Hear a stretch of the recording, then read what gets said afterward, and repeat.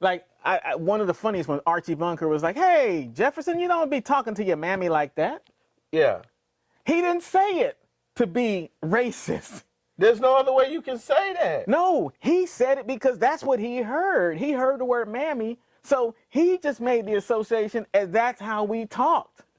So when he said you shouldn't be talking to your mammy like that, he's like, and she was like, funny? "Don't you call me mammy? I am his mother." When you watch a black exploitation film, the most interesting part about it to me is the fact it says black exploitation, but that's not how we act. They're called the black exploitation, where the And the it's just afros so and funny jive because turkey. you see it's so exaggerated. I mean, I ain't gonna lie. I tell everybody in a heartbeat, I did blackface for about 7-8 years. What does that mean? I mean, I was thinking that I was representative of blacks in the white community. So I thought I was a doggone emissary. Like, I carried myself thinking that, you know what? If they see me differently and how I interact with them and how I'm smart, I have character, I'm different, and they can judge me on the content of my character versus the color of my skin, they will give other black people chances, and then maybe they'll see that there's a different experience with us. I did that, say that for about 6-7 years, because then I got 18 and I realized that shit wasn't going too far. Because when I walked up on one of them like, "Oh, that's my man. Let me go ahead and say what's up." "Dog, what's up?" "Oh, that motherfucker jump, bruh."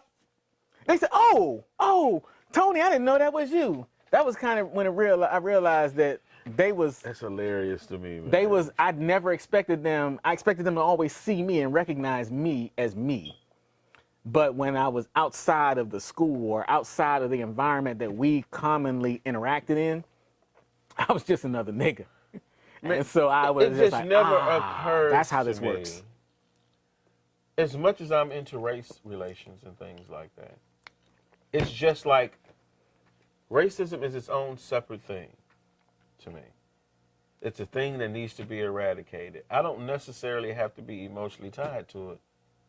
But I do understand this is the issue. This is how you address it because it's the issue. But if it's not the issue, I normally wouldn't address it. What I found as I gotten older is that a lot of them only interact with the people, what we can call minorities in the United States, in certain venues. It might be church, might be at work, might be. Well, to all my white friends, do understand I don't really give a shit of how you feel or what your experience may be. If you respect me as a human being, don't do shit to me you wouldn't want me to do to you. Well, I'm gonna take it to the next level. One-on-one. Don't do anything to any brother or sister Right. that you wouldn't want done to you. Because that's ultimately what I happens. mean, if you don't know, because I understand the Tony Brown way of doing What's things. the Tony Brown way? To actually explain to white people why they retarded like that. Well, actually, I only explain it to the people That's very deliverer. who listen. Deliverer. I only explain it to people who are willing to talk and listen. I don't waste my time. And I applaud you for that. I don't waste my time communicating those thoughts to folks that's just lost. I just have to walk away, man. Just can't save them all. If you really Can't save them slow, all. I understand. But if you're just trying to pretend just to not get that guilt, I got a little issue with that. If you know. There's a resistance. Because there's some things you just know. There's a resistance. And I'm not giving them a break that they didn't know racism was going on. A lot of times what I'll see is people say, well, my house, we weren't raised like that. We were raised to treat everybody the same. Everybody's equal, and don't judge anybody. And that's not how my parents taught me.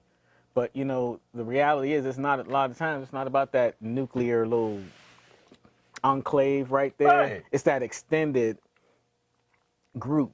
That it's that uncle, it's those cousins that say something. You know what I'm saying? When you show up at an event, and if we don't call it out, or if they don't call it out, then it's just leaving it there. Taught. There's a reason why we got all these red hat folks out there. Oh, by the way, just throw it in there. So I wore this hat downtown Atlanta during Super Bowl weekend. I must confess that I never had less people talk to me in my life. I mean, the only folks that really interacted with me was the ones that actually went and read it that said, what does it say? Many are getting arrested. Yeah, many are getting arrested. I still ain't memorized what I did. I did it in such a spur of the moment action to go ahead and so get you this. had it made. Oh yeah. Oh, I thought that was something that I didn't know you had it made. Oh no, yourself. a white dude online said to me, he said, man, we were talking about something with the issues with people.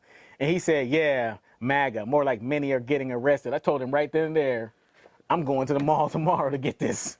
I'm going to the mall. I showed up at the mall, got old dude to stitch it with the right font and put it out there. But before I did this, I wanted to make sure I wasn't gonna get myself in no legal trouble. So I went and Googled it, make sure somebody else was copywriting or whatever. I didn't feel like having no